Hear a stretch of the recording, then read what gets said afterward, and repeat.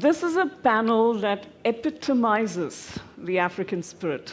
Come pandemic, come layoffs, come power cuts. This is a panel that moves on despite the biggest challenges that we've faced in our time. We are represented here by the West, the East, and the South. Let me start closer home to Botswana. Yeah. Thank you very much. You start correctly by saying that we are neighbors. It took me 1 hour to reach here, by air, of course. And it reminded me way back in the 1960s, I arrived in Botswana as my second country in those days of the struggle. And it was Christmas time, and we went to the shop to buy some bread. It was on the 24th of December. I can't say the year, it's because it revealed too many things, other things. And we were, of course, asking for bread in English. And the owners of the shop were saying, you Botswana fellows, you want to show off with your English. Speak Setswana so that we can give you bread.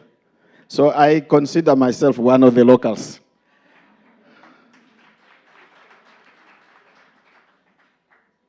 Of course, first thing you have to do is to start with education of your people. You have to start with agriculture because of your food. You have to organize your own structures of administration, and you have to have proper procedures in how to deal with them. But we are now approaching new fields of economy. Everybody is talking about green hydrogen. 3-4 years ago, even the pronunciation was not known.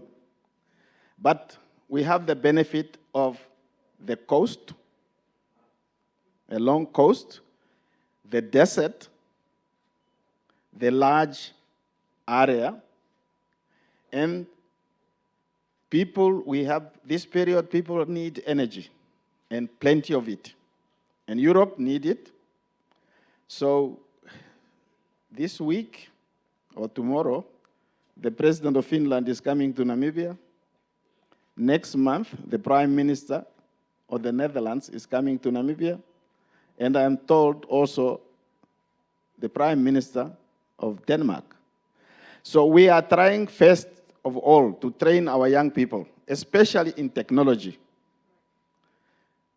And we are not only training those who are at the university level, we are giving out scholarships like there is no tomorrow.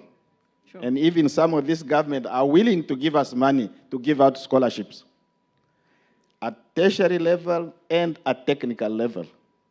And if we succeed, we will also produce enough energy for the whole region of Southern Africa.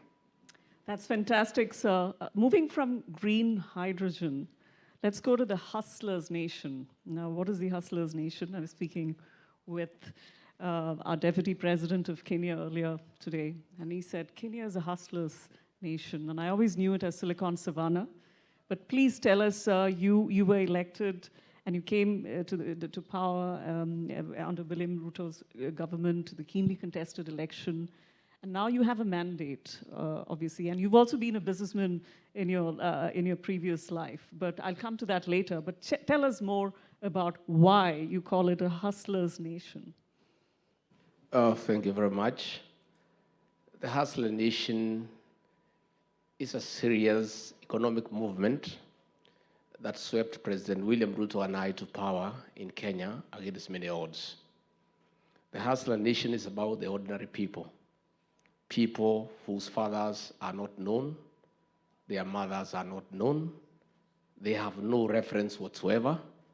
They're just people out there who are hardworking, who have a focus, and if given an opportunity, they can rise to be some people someday. That is the background against which the Kenyan elections were held, where the ordinary people felt that they had been marginalized because those who had been in power did not understand them.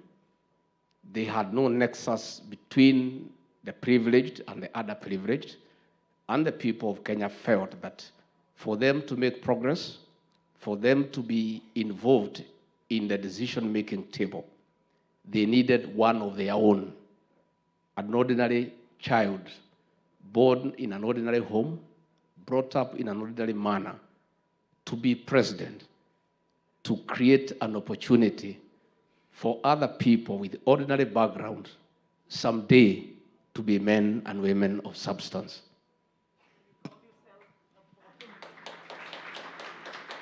You call yourself a bottom-up guy, and that also relates to the bottom-up transformation agenda that you have for Kenya right now. Yes. Nation is anchored on the bottom-up economic model.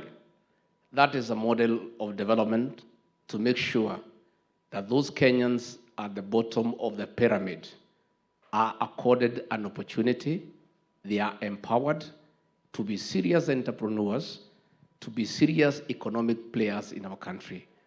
And that has already begun in earnest. President William Ruto, on taking over, initiated the Hustlers Fund.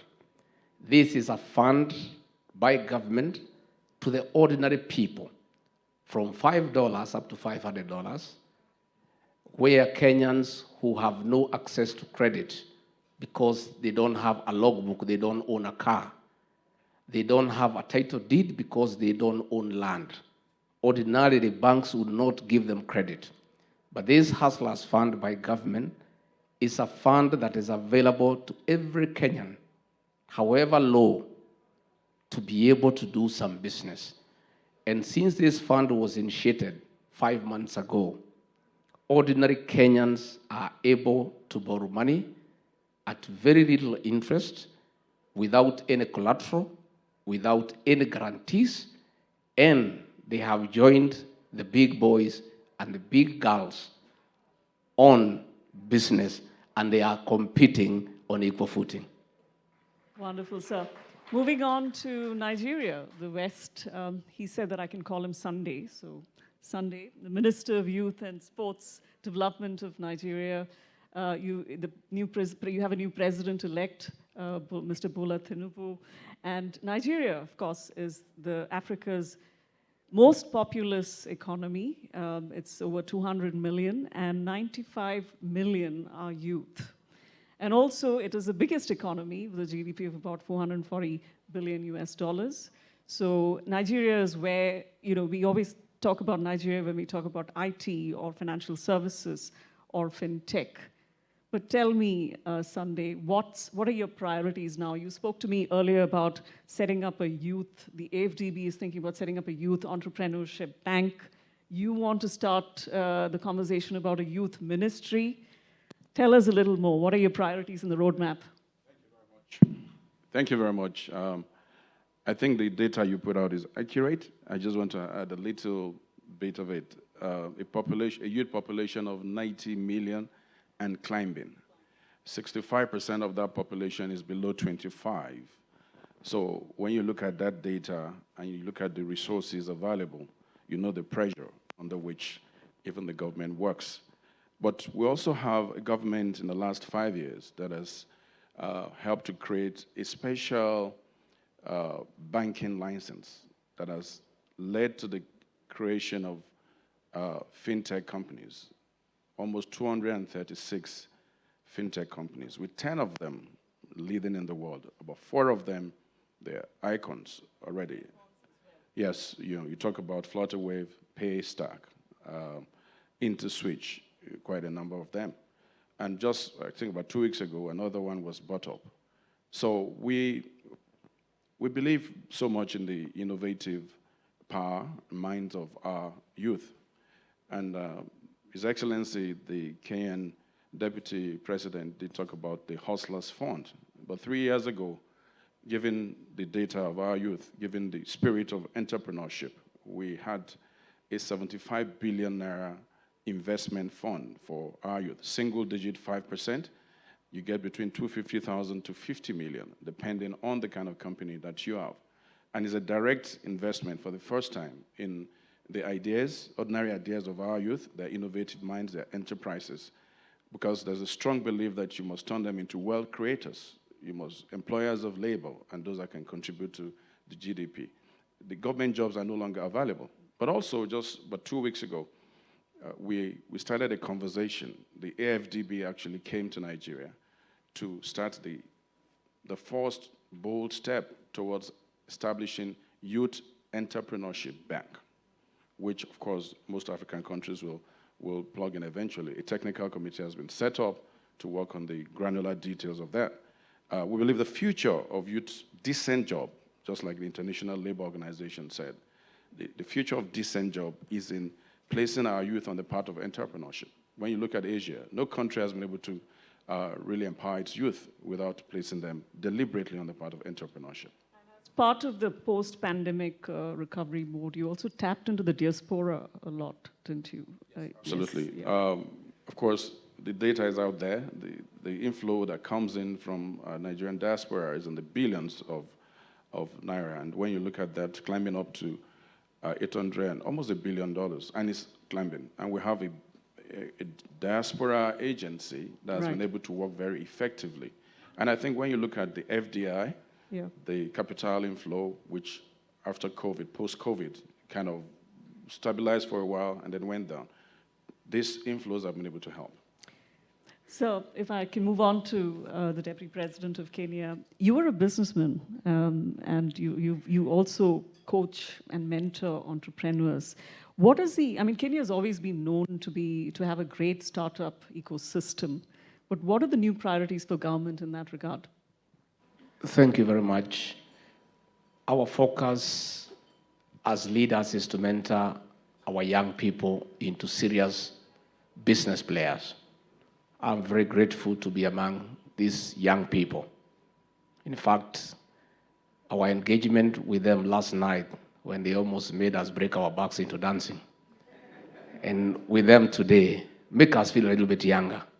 I think youthfulness is very infectious. Those of us who are better advanced in years need to spend a little bit more time with the young people so that we feel a little bit younger, because it's infectious. We have a program as leaders who have been in business to mentor our young people and give them opportunities.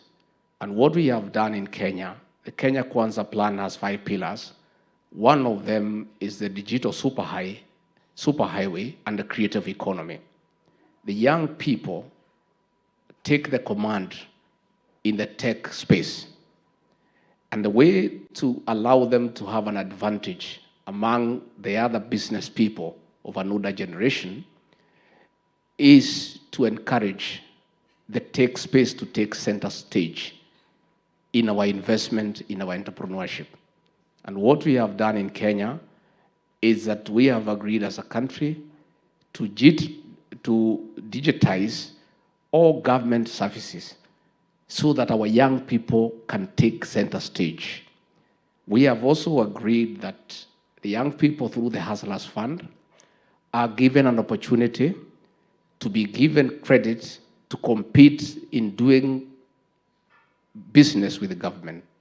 As a result, we have made a conscious decision to reserve 30% of all public procurement for the youth, women, and people with disability.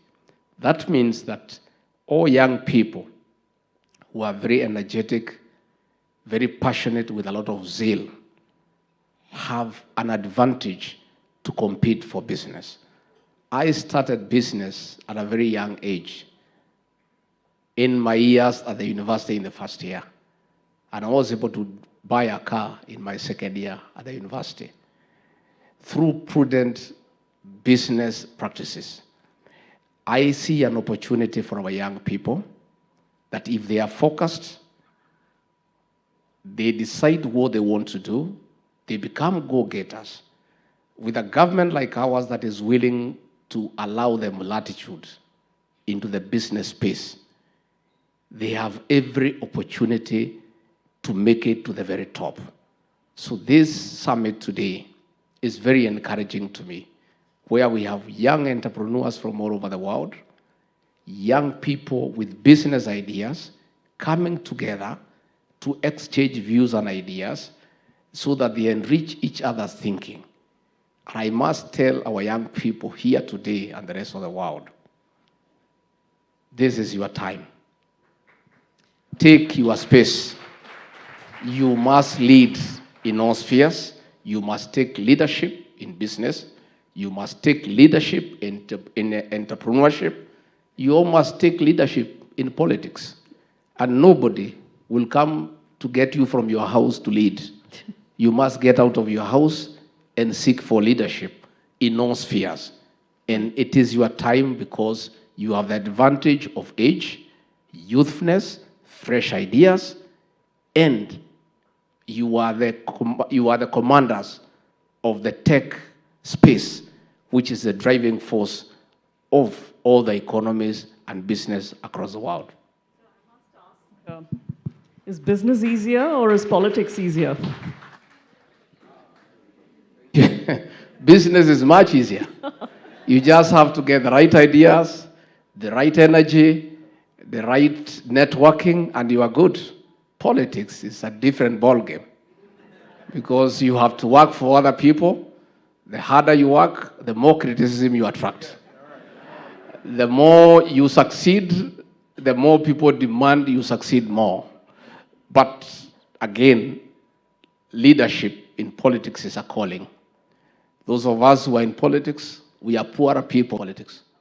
Business is much easier, and in my thinking, I think in the path of leadership, it is desirable you start in business. When you are done in business and you don't need to look for more money, then you can go and serve the people as a calling. Great advice indeed. Thank you so much, sir. I must move to Namibia from youth to women. Very few people probably know that Rwanda has always been at the top in the World Economic Forum Global Gender Gap Index, but we also have Namibia in the top 10, and this is for the world. For gender parity in the world, they're the top 10. Namibia, so that's fantastic, sir. What are the kind of initiatives you have for women in the economy in Nigeria? You've got in Namibia, you've got fisheries, you've got green hydrogen now, you've got tourism. Very quickly, sir, we've actually run out of time. Yeah. Thank you very much once again. I think I should start with the youth because this is a youthful conference which cover both genders. Okay.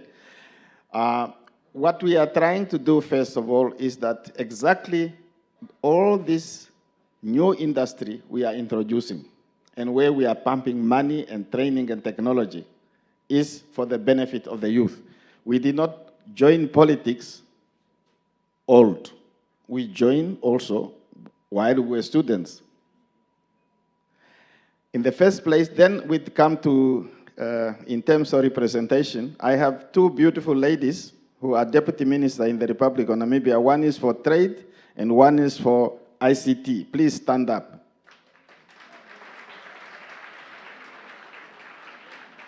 And our candidate for the next year election, for the majority party which has been able to win election in Namibia since independence, SWAPO, is at the present moment is our Deputy Prime Minister and Minister of International Relations for the past 8 years. And she's the candidate, and she is going to win. And if the two deputy ministers are not ministers after next year, something must have gone wrong. Right. So we are, in terms of members of parliament, in terms of cabinet is almost 1-to-1. And in terms of parliament is almost 46%. Okay?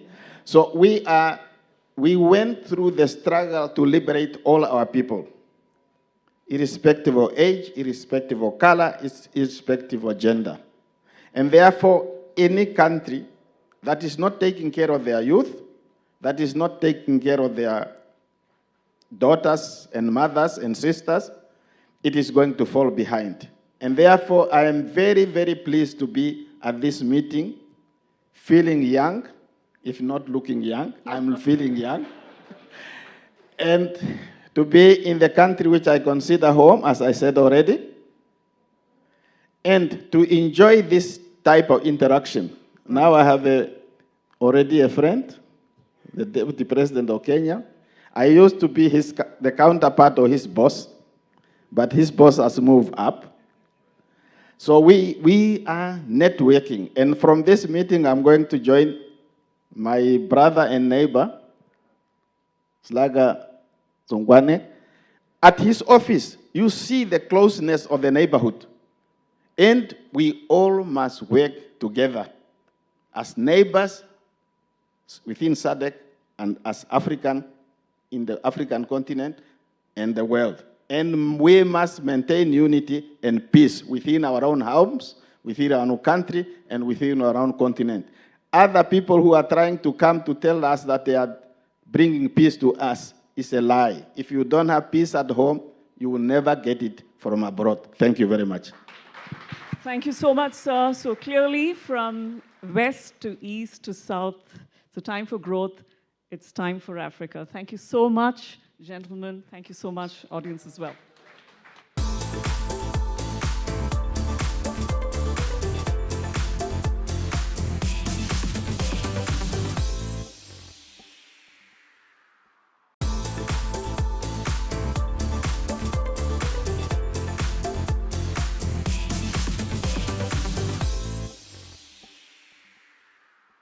In this panel, we're going to be talking about collaborations in the context of celebrating African talent. Now, Nomcebo, I want to start with you. You Yes. had a hit single that traveled the world from Shanghai to Amsterdam to San Francisco, 500 million views and counting. And that hit single was in your native tongue, isiZulu. Yes, true. I want to know, what was the importance of Zulu being the language spoken in your song? Good afternoon, everyone. Thank you so much for giving me this opportunity. Honestly speaking, I didn't know at first when I was writing this milestone song that it was going to be this big. I was just doing something that I love so much without knowing that it will do this beautiful. But all I can say is that this has really showed me that as Africans, we need to trust in ourselves. And we need to believe in ourselves that we can make it big. Because, you know, sometimes we intend to think that for you to become a bigger person, you need to speak a good English or you need to do your things in English, then you can become a better person. We really need to trust ourselves wherever you are, whether in Botswana or you are in South Africa, you just need to trust yourself as an African person that there's so much that you can do. We must never, ever, ever stop dreaming big and yeah, we can make it. Thank you. Now, Gazi, I want to turn my attention to you. You've played an incredible role in bridging the gap between Africa and the world when it comes to music. Your origins, Palestinian heritage. I'm quite curious to hear how that has played a role in you doing that. First, I think this is off. Oh, no, it's on. How's everybody doing? Good afternoon. Thank you for having me here. To answer your question, how's it played into... In all honesty, when you're from a country where colonization has occurred, colonization oftentimes will breed diaspora. And so we figured out as a company how to nurture diaspora. And so my first time coming to the continent, I went to Nigeria. And I spent a lot of time in Nigeria with a lot of the artists from Lagos. And I fell in love with Afrobeat, and I fell in love with the continent of Africa. When I went there for the first time, I think it was 2019. And so I've been coming back and forth ever since, and we've pretty much spent a lot of time understanding how to connect the dots across the world via diaspora. And it's been very heartwarming and very special to see how you can take music from here, export it to other countries and city where people of African origins live, and then they spread it through their community, and then it multiplies. And I think it all comes back to the power of the music itself and just how great the music is that emanates from here. It's very powerful what you're saying in how the collaborative nature of it actually helps spread the music further and wider. Nomtebo, actually your Grammy single was a collaboration also. Yes, true. And that was an intra-African collaboration, but True. multicultural. Yes. How has that experience shaped the way you make music? It has really taught me that as people, we need one another. There's nothing that you can do alone, because even with Jerusalem, I didn't do it alone. So we need each other. And so if you think that you can produce music, you can sing, you can, we need one another, hence it's important to respect one another. And yeah, that's what it has taught me, I think. I want to talk about one of my favorite topics, and I hope that the people in the audience will relate to this, the business side of collaboration. Yes. And I'm going to start with Gazi on this one. When it comes to business, when we're going into a partnership, we have contracts to protect a relationship. Now, what I find interesting when it comes to music is that there's the creative element to it. And or maybe I'm wrong, but you can't really put a contract to creativity. How do you protect a relationship, protect a collaboration, a partnership, when creativity is involved? Gazi? When I sit with my legal team, I oftentimes tell them that legal should never impede creative. Legal should empower creative. So we have to come up with contracts and constructs that allow people to flourish creatively. And so when we built the company, we built the supply chain, the software, and everything that is Empire in the background, it was always rooted in transparency. So any given artist can log in, see their numbers, their analytics. They can see all the expenses, everything that we spend on their behalf. And then anytime that we do marketing or any type of expanded rollout, we spend a ton of time with our artist partners and our partner labels to actually create the rollout together. So there's a fundamental understanding of the money that's being spent, where it's being spent, and how it's being executed. So everybody has a sign-off. This sounds like common sense, but it's very untraditional in the music business. So we try to take a very common sense and practical approach and say, let's use music as a medium to educate and empower and not to debilitate and control. And so oftentimes in our industry, we keep people very ignorant of how the business works so that we can control them. And we decided to take an approach where we wanted to empower people with knowledge so that we could have better partnerships. And that's why a lot of the artists and artist partners and labels that we work with, we've had very, very long relationships with. That's very powerful, yes. The power of transparency in that. And Nomtebo, I'd like to hear from you. How do you view the business side of partnerships when it comes to collaborating internationally? You mean collaboration with an artist and the company? Yeah. To tell you the honest truth, I don't think it's a healthy relationship, because we find many artists dying poor, sometimes not even because they were reckless, maybe they were taking drugs, but also because of the contracts that they've signed. So I strongly believe that we still need to have workshops whereby we teach artists what is exactly that they are signing, or what is happening in their contracts, because you find that some of them, they realize later that, oh my gosh, this company maybe has promised to give me 100,000 a month, but later on you realize that you are being booked for maybe 200,000 in one show, and maybe your song is big. You find that you are being booked for maybe you get 4 shows a week, and then later on you end up having a depression or all sorts of things. So I really believe that we need as people who have walked this road or the path, we need to teach them or to tell them what's going on. And I'm also hoping that also with the companies can really do right, advise the artist in a right way, tell them that maybe before signing these contracts, you need someone to read it for you, whether a lawyer or whatsoever, instead of artist just signing and not knowing what is happening. Thank you for that. And it's very important what you're talking about, the power of education and the importance of being able to share the knowledge and wisdom that you've experienced already. And I understand you have a foundation, which you're quite passionate about. Tell us more about that. I decided to open a foundation because the way I grew up, I was raised by a single parent, so the life wasn't easy. You'll find that I'll go to school with an empty stomach, no shoes, and all of that.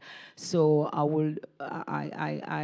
I now want to make sure that I give the young ones the dignity, because sometimes other kids wouldn't like to play with you if maybe you've got a torn shirt and maybe you are not looking proper, you don't have a full uniform. That's why today I have my own foundation called Nomcabazokote Foundation, where we go out to schools, we give the kids full uniform and sometimes give them food, sanitary pads, because I want to give them dignity. I want them I don't want other kids to see you from outside that, oh, you are from a poor family, you're from a rich family. Gazi, I understand you're also quite passionate about building into the community. How is that translated in your life? One of the things that I did very early before I started at Empire, I taught at a youth center in East Oakland, California, which is a pretty rough neighborhood.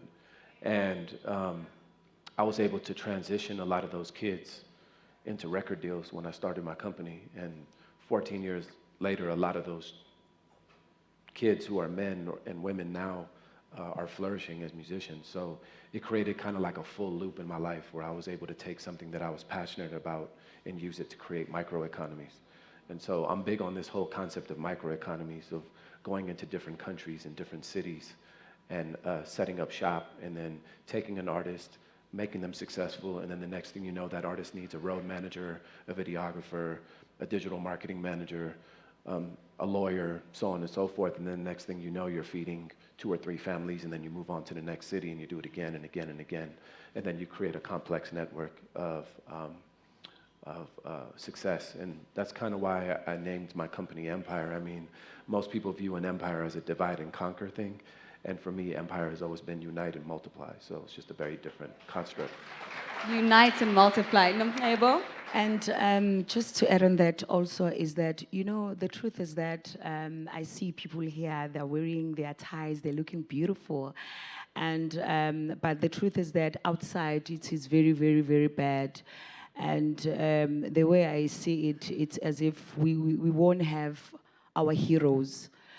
The young ones are taking drugs, and I really believe that we can maybe do a change, maybe take them from taking drugs, like maybe have, like now what I'm planning to do is to open a place whereby I'll get the kids to study whether a guitar or a keyboard and all of that, because really it saddens me when I see young ones taking drugs all over the streets as it is happening. And I believe if we can have something that it can keep them busy, it can really, really take them away from the street. Yeah. Absolutely, absolutely. And inspiration as well. Thank you. I think we can't deny the power that each and every one of us have in this room to make an impact in our respective areas, whether we're running an organization, a state, a community. We all have a role to play. True. And I think that if we go back to the topic of collaboration, Yes. what's beautiful in that is that our role extends further beyond. is that somebody, and Nomcebo, you actually mentioned this in your talk for Forbes Women Africa, how growing up you would look up to the Beyoncés of this world. Well, you are the Beyoncés of this world for many Oh people my gosh. here. Yes.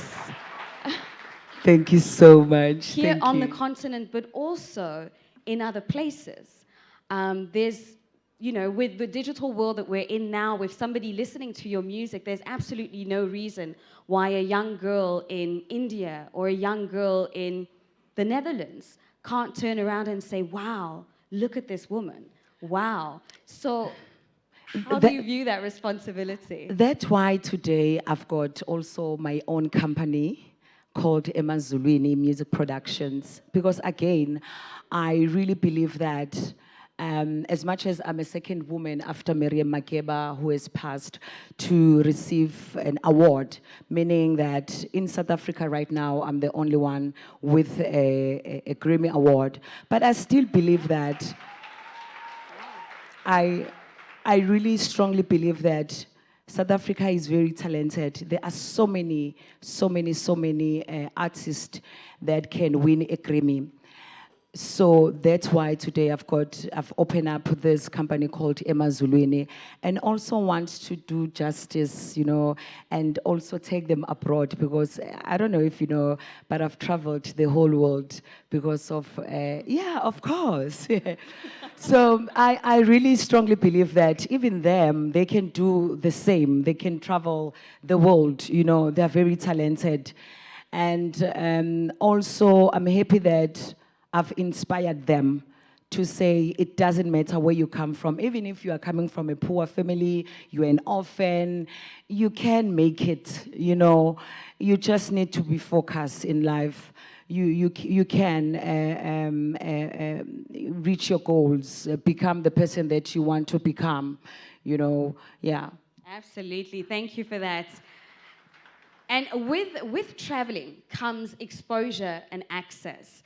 And Gazi, I'd love to hear how that has played a role in actually shaping how your business operates. You have artists that are signed from literally all over the world, from Africa, Asia, the US, all collaborating under one empire. How has that shaped your business? It's done more than shape my business. It's shaped my entire life and my entire being as a human. So being able to travel the world and spend time in all these different places just creates a different level of perspective and a different level of connective tissue all around the world. So I use a mantra in the company all the time. I say access creates culture. And so if we travel to all these places and we grant them access, then we can evangelize the culture and connect the dots. And so what we've done is we've started to put, in the traditional music business, they were all built around the brick and mortar era where there were CDs and tapes and vinyl. And so those companies were built domestically, and then they had sister companies all over the world. We were blessed to be built in the digital age where we didn't have to deal with brick and mortar and the construct and the limitations of a brick and mortar industry. And so from the very beginning, I always said I wanted to build a global company. And so I put people all over the world. I'm slowly but surely putting territory managers and satellite offices all over the world. We're about to launch our South Africa office. We've just launched our office in Lagos, London, San Francisco, New York. And then now we're putting territory managers everywhere from Japan, Brazil, Indonesia, so on and so forth, and all over Europe. But essentially what I'm trying to say is you just create this web of energy, but that web of energy can't be created until you travel to these places and you really soak in the culture and understand what you're getting yourself into. Fantastic. Let's give him a round of applause. This was a panel on celebrating African talent and the power of international collaborations. Thank you. You're the founder of Yellow Card, right? You've managed to garner about $57 million in funding. You've got over 16 offices, over customers. Already in Africa, you've been to half the continent already, right? So how have you managed to get this crypto market in Africa? Because people are still trying to understand it, and it's a new wave of blockchain technology that is sort of leapfrogging or about to leapfrog the financial services sector. And you started this in a university dorm in Alabama, so when you were 19. Yes, yeah, well, no, thank you so much. It's great to be here. Yeah, we started from a dorm room in Alabama, and then I met a Nigerian man on the internet that told me to do this. And as all good stories start, now I'm here. And so, yeah, and so, yeah, I mean, look, I think when you think about crypto in Africa, I think the important thing to remember is that this is one of the first technologies that the continent is not behind on, right? I mean, the internet developed in other parts of the world first and then came here, as did mobile technology. Crypto is not developing in other parts of the world and then coming here. Crypto is developing here first and foremost. You have more users every day using crypto, using blockchain technology in Africa than any other continent in the world outside of Asia. And it's a very practical use case here, right? People are using crypto here for payments, for savings, for remittance, for moving money around, right? It's not a casino the way that it is for most people in the US or Europe. And so I think that's, you know, when we talk about crypto and adoption on the continent, that's the most important thing to remember is that the continent is actually leading the way in terms of adoption in the world. And so that's the most important thing to remember for people that are trying to do business here, right? And for regulators as well, right? That it's not something that you need to wait on the US and Europe to regulate. Africa is leading the charge. Africa should be the one determining how this is regulated for the rest of the world. It's time for Africa. When Jack Dorsey came, the American entrepreneur, he came to Africa in 2019, he said, Africa is going to define the Bitcoin future. And Chain Analysis has also said that this is one of the biggest crypto, it has one of the biggest crypto adoption rates in the world. James, you're also in this space. James is also an under 30. You're already in what, 14 markets in Africa, 14 countries in Africa. You've also managed to garner about $30 million in funding.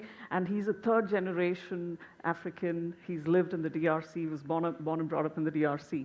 So you've got a very interesting concept as well. You said that you're coming up in July with this, the under 30s are going to love this. It's called the Hustler's Phone.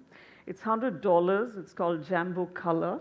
And it's going to have built-in Web3 and everything else, the e-wallet, all of that built into it. And he said, when I spoke to him last week, that it's going to be financial stability in your handset or your hand phone. And then you're also launching a software app for that later this year.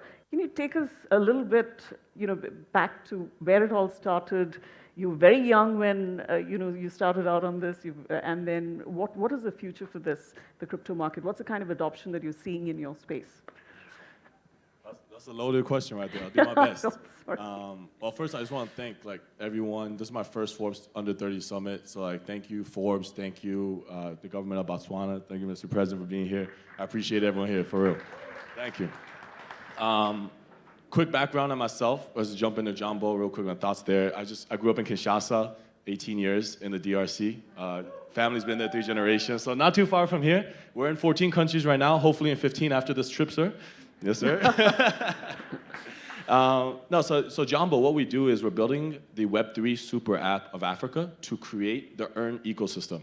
Essentially, how we want to do that is bridge the infrastructure from Web3 to Africa. Because like Chris said, Africa leads the way in, I think, peer-to-peer transactional volume, no matter what data you want to look at. But the problem is infrastructure.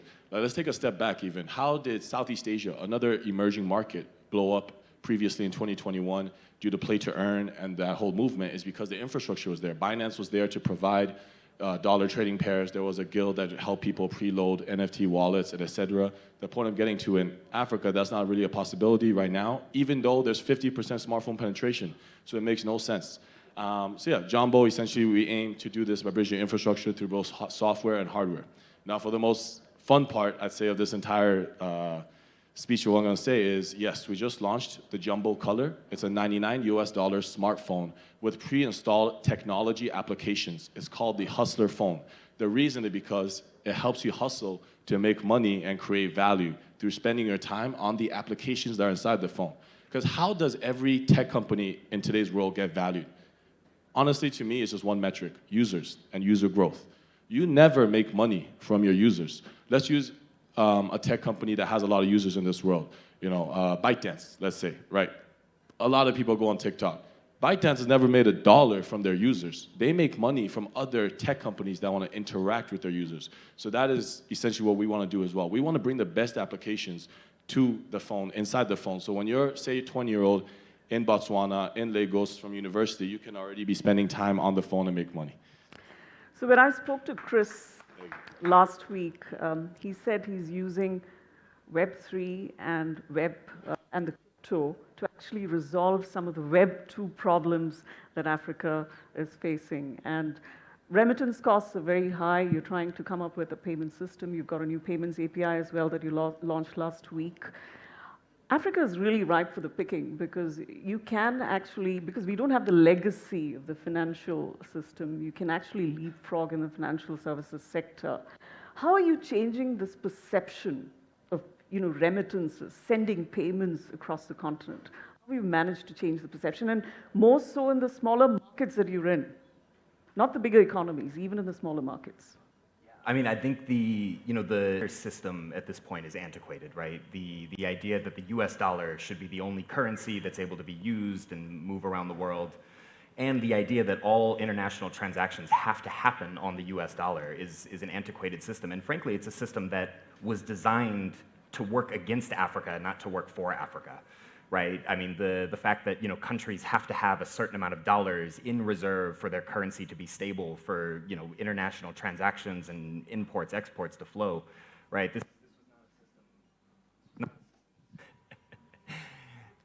was not a system designed for the continent, right? This was a system designed for the US, for Europe, for the West. And so when you think about that, now you have this new technology in crypto where transactions can flow, money can enter the economy very easily, right, without the banking system, without other people having to take a cut. And so, like you said, with remittance is a great example of things that crypto can solve.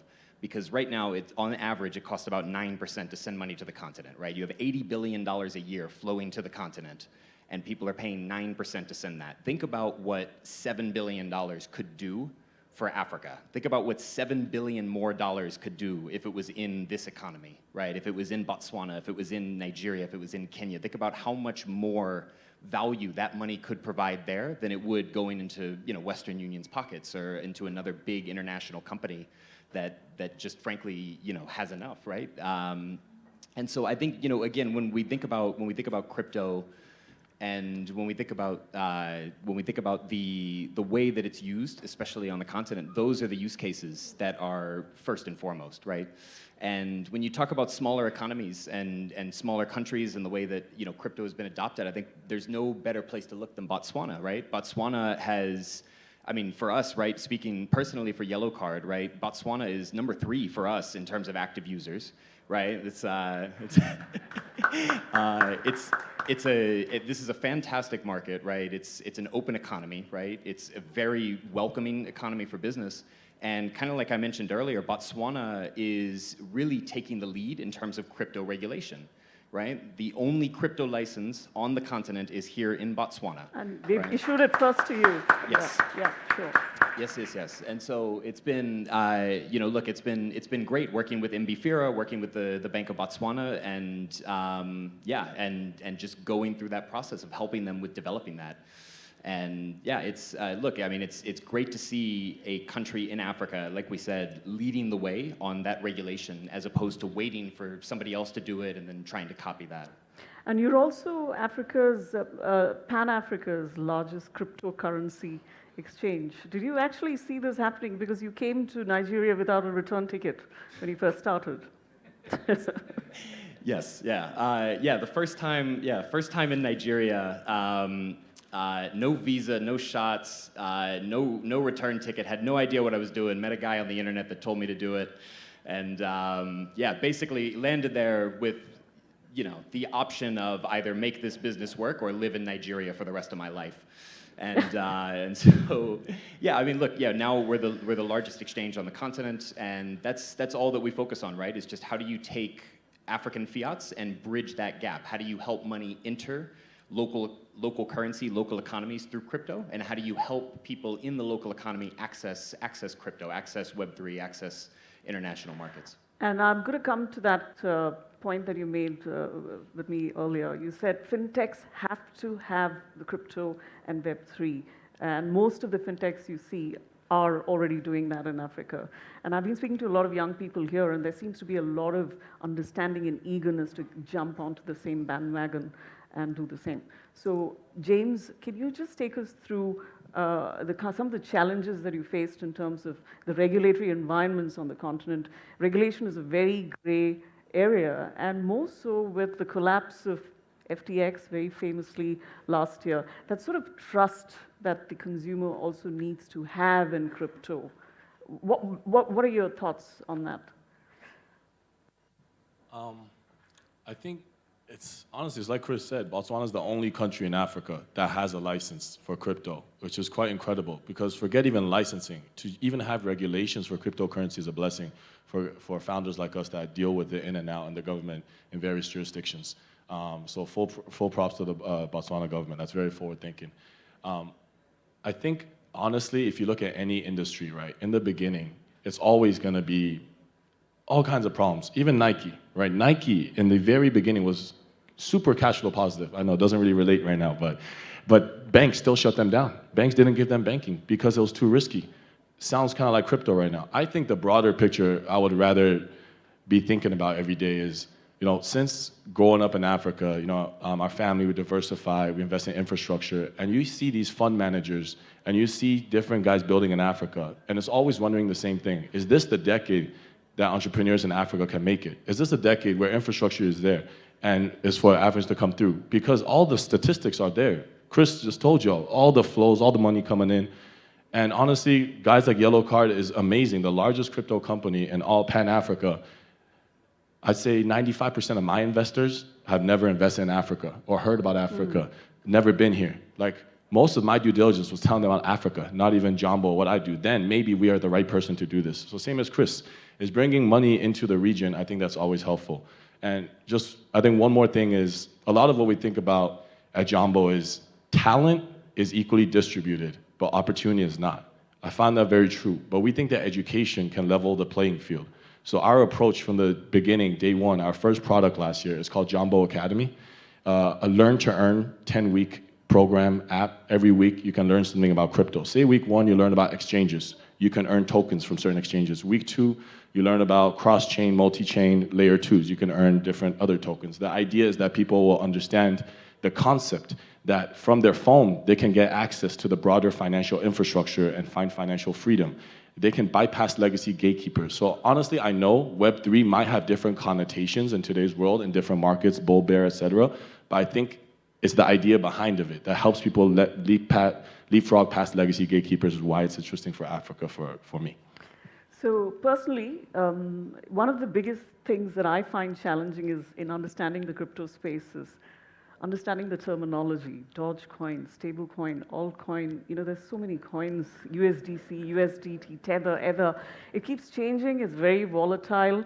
Teach people like me, because Africa, although it's 70% of the continent, sub-Saharan Africa, is younger people, but you also need to integrate the older, the dinosaurs like us.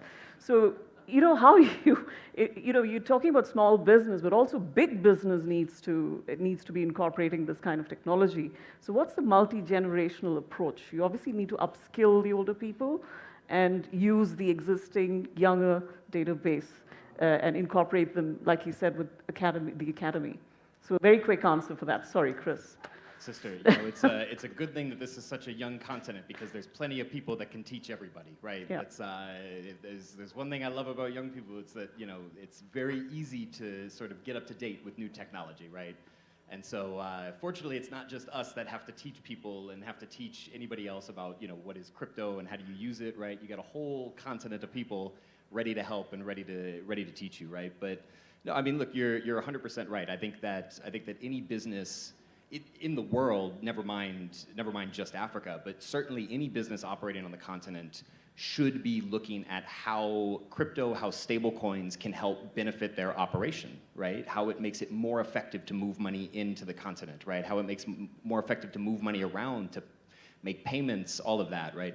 And so I would encourage anybody in a position like that to start looking into crypto, right? Reach out to somebody, do your own research, right? And try to understand it, right? But I think, to your point, I think crypto can be scary at first, right? It's, there's a lot to learn.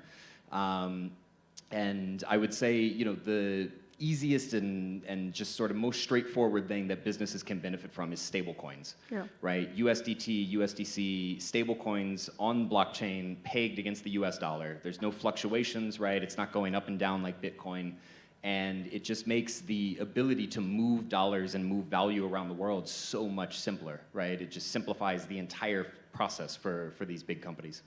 I think the EU has just announced a new legislation called MiCA. I read about it yesterday.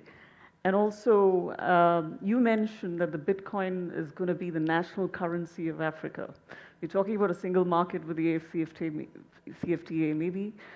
Can you just tell us a little more about why you said that to me? National currency. There'll be a national currency for a continent, right? So definitely that's different, not just for all of Africa. But I think just being a founder in this space, since buying my first Bitcoin in 2015, it's just you believe it that much that it will essentially overtake governments and help governments be a reserve currency because of what it is. I think that's a long way from now. And you see, to get exposure, that is easy, right? You just buy some Bitcoin, put it in your cold storage, and leave it there. But I think what's a little trickier and what's more interesting is seeing the actual talent and the development behind this entire industry. Because that's like, you see where the talent goes. It's like years ago, kids graduating would want to go to Goldman, different types of banks. After that, you're going to the FANG, the Facebook, et cetera, the large Silicon Valley. After that, now it might be the Coinbases and some of the more forward thinking. So I think where talent goes, generally is a trickle down pretty good to see where the economy will. Ladies and gentlemen, the man with the largest cryptocurrency exchange in Africa, the man who wants to make a continental currency of Bitcoin. Thank you.